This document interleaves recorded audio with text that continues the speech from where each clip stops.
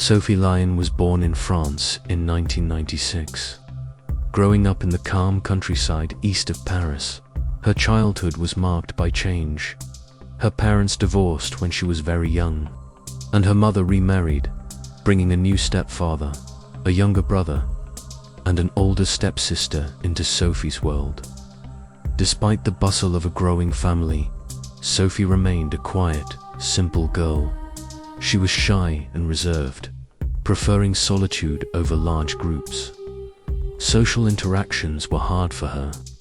Even talking to her own family was often a struggle.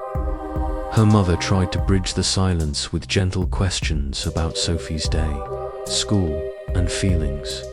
But Sophie usually responded with short answers, or one-word replies. Though shy with adults and family, Sophie found comfort with children. She was drawn to their innocence and energy, enjoying their company more than anyone else's. It was clear that her happiest moments were spent surrounded by children. This passion led her to study early childhood education after high school, hoping to build a career working with kids. But reality hit hard. Despite searching, Sophie couldn't find a job in childcare that suited her. Needing to support her family financially, she took a cashier job at a supermarket. It wasn't what she wanted, but it was necessary. Everything changed when a family in London offered her a nanny position.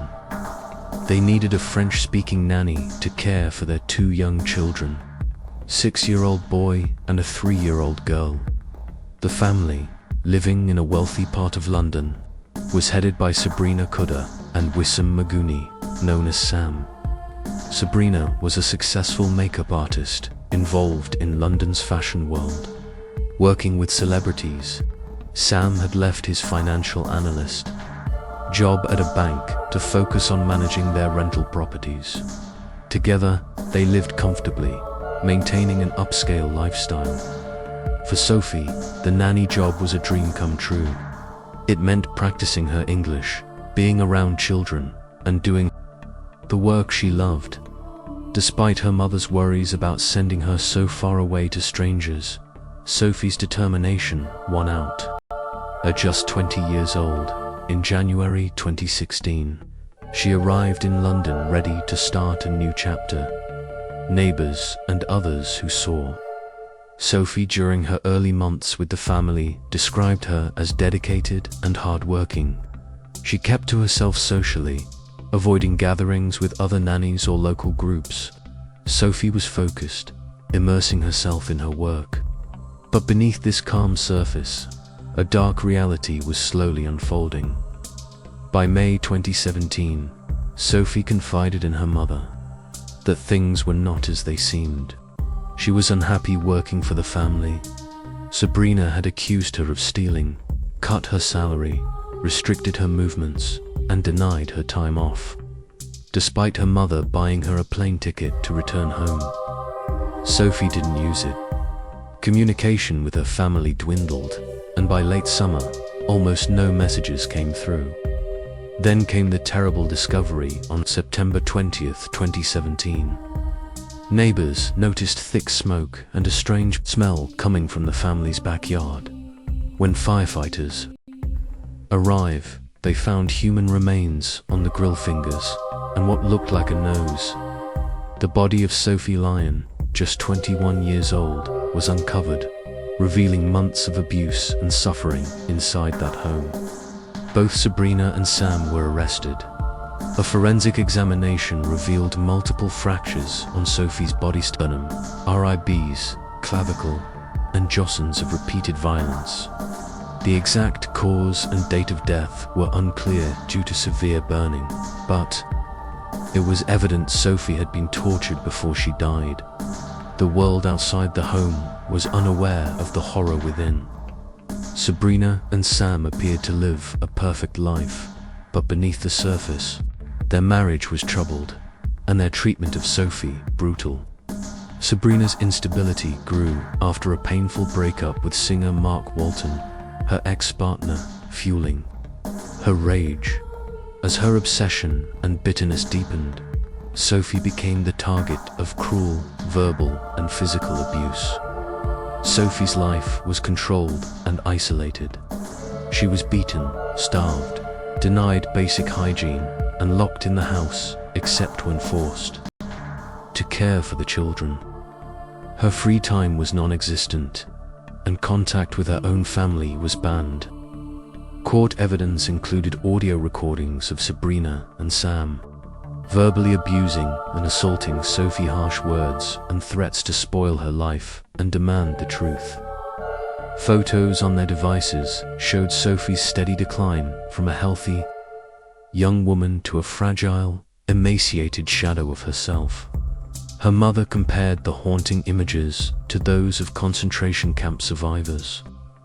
Despite months of torture, Sophie stayed silent, too afraid to resist Sabrina's threats to imprison her or harm her parents. This chapter of Sophie Lyon's story is a chilling reminder of how invisible suffering can be. Behind the closed doors of a seemingly ordinary home, a young woman's life was shattered piece by piece, trapped in a nightmare she couldn't escape. When Sophie first arrived in London, everything seemed hopeful.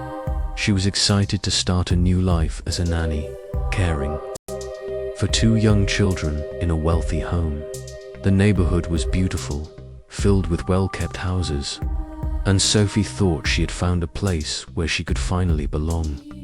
The family she worked for, Sabrina and Sam, appeared like any other successful couple living in the city. Sabrina was known in the fashion and beauty circles, often working with celebrities. Sam had left his stable job at a bank to manage properties the family owned. They lived comfortably, with a lifestyle full of dinners, expensive clothes, and outings to outsiders. Their life looked perfect. But as the months went by, Sophie began to see cracks in this shiny exterior. Sabrina was not the warm, welcoming employer Sophie had hoped for. Instead, Sabrina was controlling and harsh. She would criticize Sophie for small mistakes, such as cooking meals wrong or being late to pick up the children from school. What started as verbal complaints soon became much worse. Sabrina's anger often turned into shouting matches where Sophie was the target. But it was not only Sabrina who was cruel. Sam also joined in the abuse. According to later investigations, both Sabrina and Sam physically assaulted Sophie. They kicked her, slapped her, and even beat her with cords. Sophie's body began to show signs of this violence: broken ribs, fractures, and bruises covered her skin. Despite all this, Sophie was not allowed to leave the house freely. She was locked inside for long periods, only being let out to take the children to school, to their sports classes, or to run errands for the family. The isolation was suffocating. She had almost no contact with the outside world and was forbidden from speaking to her own family. This cruel control added to the mental torture Sophie suffered. Her food was limited, and sometimes she was not given enough to eat. Hygiene was also denied. She was not allowed to bathe properly, leaving her feeling dirty and trapped. Even her salary was cut without reason, leaving her feeling powerless and trapped in a job she could not escape. Neighbors noticed something was wrong but didn't know the full story. Sophie was often seen wearing the same cloak, looking tired and unkempt. The joy she once showed around children faded, replaced by fear and sadness. Yet no one outside could imagine the horrors she was enduring behind closed doors. Sabrina's instability was rooted in her past. Before meeting Sam, she had a troubled relationship with Mark Walton, a singer from a boy band. They had a son together, but after their breakup, Sabrina's behavior changed dramatically. Friends and acquaintances said she became unstable, prone to anger outbursts, and obsessed with Mark. She stalked him, called him constantly, and refused to let go, but he had moved on to America, leaving Sabrina behind. This obsession made Sabrina's life chaotic. Her bitterness and rage found a new outlet in Sophie. She projected her pain onto the young Nanny, blaming her for things she did not do. Sabrina accused Sophie of stealing, cooking badly, and neglecting her duties, all excuses to justify her cruel treatment. Sophie was trapped in a nightmare with no way out. The once hopeful young woman had become a prisoner in the home she thought would be her new family. The constant abuse, isolation, and fear wore her down day by day. Sophie's days in the Majuni household grew darker and lonelier with each passing month. The once bright-eyed girl who had come to London full of hope was now a shadow of herself. The abuse, both physical and emotional, weighed heavily on her, but she kept silent, afraid of the consequences if she spoke out. Sabrina's threats were constant warnings of prison, harm to Sophie's family back in France, and worse. Despite the cruelty, Sophie tried to find small moments of peace. She loved the children deeply and cared for them as best she could. The innocence of the young boy and girl reminded her of what her life could have been. Sometimes, their laughter broke through the darkness, giving her brief relief from the nightmare that had become her daily existence. But the isolation was total. Neighbors rarely saw her outside the house, except when she was forced to take the children to school or the park. Even then, she kept her head down and avoided interaction. Sophie's contact with her own family became almost non-existent. Letters and calls slowed until they stopped altogether, leaving her parents in France desperate and worried. In May 2017, Sophie managed to write a letter to her mother, a rare cry for help. She expressed her unhappiness and fear, explaining how Sabrina had accused her falsely and restricted her freedom. But even after her mother sent her a plane ticket to come home, Sophie did not use it. Fear and control kept her trapped, and she didn't know how to escape. Meanwhile, Sabrina and Sam maintained their public facade. To the outside world, they were a happy couple living a comfortable life, but behind closed doors, their relationship was strained, filled with tension and anger. Sabrina's unresolved issues with her ex, Mark Walton, added fuel to the fire. She was obsessed with him, convinced he was a terrible person despite lacking any proof.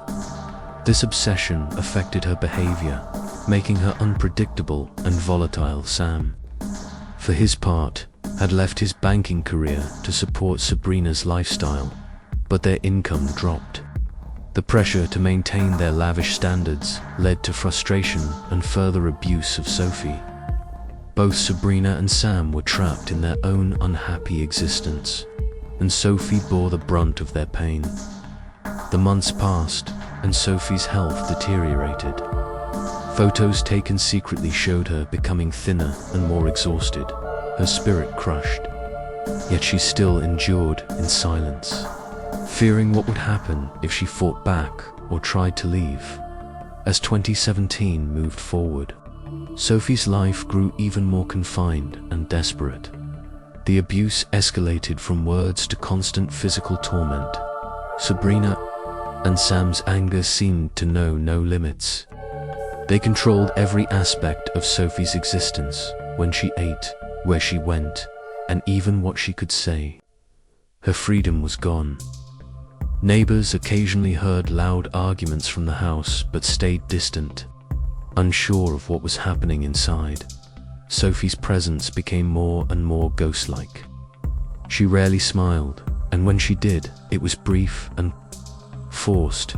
Her once bright eyes were now dull and tired, reflecting the pain she endured. One of the cruelest acts was the strict control over her contact with the outside world. Sophie was forbidden from speaking to her family in France. Any attempt to reach out was met with harsh punishment. This isolation was designed to break her spirit and keep her trapped in silence. Sabrina's jealousy and obsession worsened her treatment of Sophie. She blamed Sophie for everything that was wrong in her own life. Sabrina forced Sophie into humiliating situations, accusing her of theft and disloyalty without any proof. These accusations gave Sabrina excuses to lash out, verbally and physically. Sam, though quieter, was equally brutal. Reports later revealed that he often participated in the beatings and enforced the cruel punishments. Sophie's body was covered with bruises and fractures. Her health declined rapidly, but the couple showed no mercy. Despite the horrors, Sophie still cared deeply for the children she looked after. They were her reason to keep going. Yet even this small light was dimmed by the harsh environment she lived in daily. In September 2017, as the nightmare continued, something inside the house finally broke. The tragic final events that would end Sophie's life began unfolding, setting the stage for a horrifying discovery that shocked everyone. The last days of Sophie Lyon's life were marked by fear, pain, and silence. By September 2017, the abuse had reached a terrifying peak. Sophie was trapped in a home that had become a prison, surrounded by people who were supposed to care for her but instead caused her harm. On the evening of September 19th, tensions inside the house exploded. Sabrina and Sam were arguing with Sophie, angry and frustrated. The details are chilling: the harsh words, the physical violence, the helplessness Sophie felt. Witnesses later testified about hearing shouting and screams coming from the home. That night, despite the terror, Sophie still fought to survive. But when she was taken to the bathroom by Sabrina and Sam, the nightmare took its darkest turn. It was there, in that small room, that Sophie's life was extinguished. According to testimony, she was drowned, a brutal end to months of suffering. After that night, the house was filled with silence. But the silence could not hide the horrors forever. The next day, neighbors noticed a strange smell and thick smoke coming from the family's backyard. Concerned, some knocked on the door, only to be met by Sam, who insisted he was just barbecuing chicken and lamb. But the smoke was too thick, the smell too strange, and suspicions grew. When firefighters arrived, they found something far worse than anyone had imagined. Human remains on the grill, evidence of the terrible crime hidden in plain sight. Sam was immediately taken into custody, and Sabrina was arrested soon after. The police began piecing together the story of Sophie's suffering, uncovering months of abuse, isolation, and cruelty. Forensic examinations revealed Sophie's body had multiple fractures: ribs, sternum, clavicle, and jaw, signs of the brutal beatings she endured. The exact cause of death was difficult to determine because her body had been burned, but it was clear she had been murdered. The community was shaken. How could such cruelty happen behind closed doors? How had Sophie's cries for help gone unheard? These questions haunted everyone who learned her story. After Sophie's tragic death, the investigation quickly gained momentum. Police officers worked tirelessly to gather evidence, interview neighbors, friends, and family, and build a case against Sabrina and Sam. The horrifying details that emerged shocked everyone involved. The couple's story began to fall apart as evidence piled up against them. Audio recordings from their phones revealed cruel verbal abuse, threats, and chilling conversations about Sophie's suffering. Neighbors recounted hearing screams and witnessing suspicious behavior. Photos found on their devices showed Sophie's slow physical decline, thinner, bruised, and more worn down as time passed. Sabrina and Sam both tried to blame each other for Sophie's death. Their stories changed, and each accused the other of the worst acts. But the prosecution's case was strong, supported by witness testimonies, forensic evidence, and recorded proof. One of the most crucial testimonies came from Sabrina's son with Mark Walton. He described hearing the violent arguments on the night Sophie died and witnessing his parents dragging her to the bathroom, screaming for help. His words painted a grim picture of the final moments of Sophie's life. Throughout the trial, the court heard about Sabrina's troubled past, her obsession with her ex-partner, Mark, her unstable behavior, and how she projected her anger onto Sophie. Sam's role was also examined, revealing how he had supported and participated in the abuse. The trial revealed months of torture that Sophie had endured silently. It exposed the cruelty hidden behind the Majuni family's perfect facade and brought the harsh truth into the light.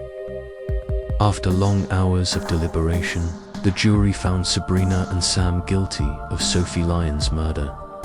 They were both sentenced to 30 years in prison, a measure of justice for the young woman whose life was cut tragically short. The courtroom's verdict sent shockwaves through the community and beyond. Sabrina and Sam's conviction for the murder of Sophie Lyon was a grim reminder of how appearances could deceive. A family that once seemed perfect had been hiding unimaginable cruelty behind closed doors. For Sophie's family in France, the verdict brought a mixture of relief and sorrow. Relief that justice was served, but sorrow for the daughter they had lost too soon. Her mother and father had endured months of painful uncertainty, desperate to know what had happened to their beloved child so far away. The trial also sparked conversations about the rights and protections of domestic workers and nannies. Worldwide, Sophie's tragic story highlighted how vulnerable many young workers are, especially those far from home and family, dependent on employers who may abuse their power. Support groups and advocates called for better laws, stricter monitoring, and safer working environments for caregivers. Sophie's case became a symbol of the need for change and vigilance to prevent such horrors from happening again. Meanwhile, Sabrina's and Sam's two children were left without their parents. Details about their custody remain private, but the hope is that they found safety and love with relatives or foster families who could help them heal from the trauma they witnessed. For those who had followed Sophie's story, the case was a painful reminder of human cruelty, but also of the strength of justice. Sophie's silence had finally been broken, her story told, and her killers held accountable. Sophie Lyon's story ended in tragedy, but her memory lives on. The horror she faced opened eyes to the dangers many young workers endure in silence. It reminded the world that behind every door could be a hidden story of pain and struggle. After the trial, Sophie's family, friends, and supporters worked to honor her memory. They shared her story widely, hoping to raise awareness about the importance of protecting vulnerable people far from home. Campaigns and organizations focused on the rights of nannies and domestic workers gained momentum. Sophie's case became a powerful example of why society must look beyond appearances and listen to those who might not have a voice. It called for stronger laws, better support systems, and a commitment to prevent abuse before it starts. Though her life was cut short, Sophie's legacy continues. Her story urges us all to be vigilant, compassionate, and proactive in protecting those who cannot protect themselves. To those watching this story, remember, cruelty often hides in silence. Speak up, reach out, and help break the cycle. Thank you for joining this journey through Sophie Lyon's story. If you found this video important, please like, subscribe, and share your thoughts in the comments.